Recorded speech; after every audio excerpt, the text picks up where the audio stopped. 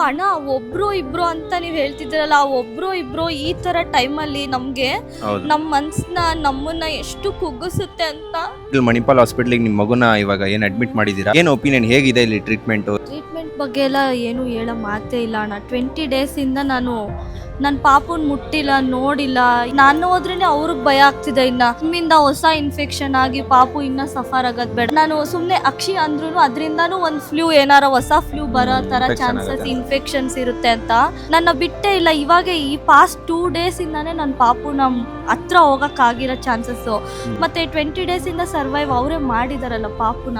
ಜನ ಈ ತರ ಹೆಂಗ್ ಸಪೋರ್ಟ್ ಮಾಡ್ತಿದ್ರೆ ಒಳಗಡೆಯಿಂದ ನನಗೆ ಅದೇ ತರ ಸಪೋರ್ಟ್ ಬರ್ತಿದೆ. ಡಾಕ್ಟರ್ ನಂದಿತಾ ಅಂತ ನಮ್ಮ ಪಾಪುಗೆ ಪೀಡಿಯಾಟ್ರಿಷಿಯನ್ ನೋಡ್ತಿರೋದು ಅವರೇನೆ. ದೊಡ್ಡ ಹಾಸ್ಪಿಟಲ್ ಸೇರಿಸಿದ್ರಂತೆ. ಅದೊಂದು ಪಾಯಿಂಟ್ ನಾನು ಹೇಳಲೇಬೇಕು. ಕಮೆಂಟ್ಸ್ ಅಂತ ಅಲ್ಲ, ಅಫೋರ್ಡ್ ಮಾಡಕ್ ಆಗಿಲ್ಲ ಅಂದ್ರು ಈ ಹಾಸ್ಪಿಟಲ್ಗೆ ಹೋಗೋ ಅಂತದ್ ಏನಿತ್ತು, ನಿಮ್ಮ ಹತ್ರ ಇಷ್ಟು ಕಾಸಿಲ್ಲ ಅಲ್ವಾ ಅನ್ನೋ ಒಂದು ಪಾಯಿಂಟ್ ನನಗೆ ಯಾವ ರೇಂಜಲ್ಲಿ ಮೆಂಟಲಿ, ಫಿಸಿಕಲಿ ಎಲ್ಲಾ ತರನು ನನ್ಗೆ ಹರ್ಟ್ ಮಾಡಿದೆ.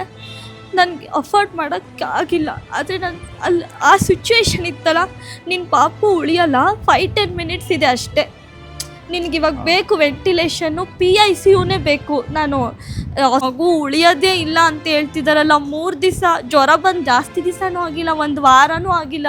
ಅಷ್ಟು ಬೇಗ ಉಳಿದಿರೋ ಅಂಥದ್ದು ಏನಾಗ್ಬಿಟ್ಟಿದೆ ನನ್ನ ಮಗುಗೆ ಅನ್ನೋದು ನನಗೆ ಗೊತ್ತಿಲ್ಲ. ಹತ್ತತ್ರ 2 ವರ್ಷ ಸಾಕ್ಬಿಟ್ಟು ಮಗುನ 5 ದಿವಸದಲ್ಲಿ ಉಳಿಯಲ್ಲ ಅಂದ್ಬಿಟ್ರೆ ಆ ಸಿಚುವೇಶನಲ್ಲಿ ನಾನು ಏನು ಮಾಡೋಕ್ಕೂ ರೆಡಿ ಇದ್ದೆ.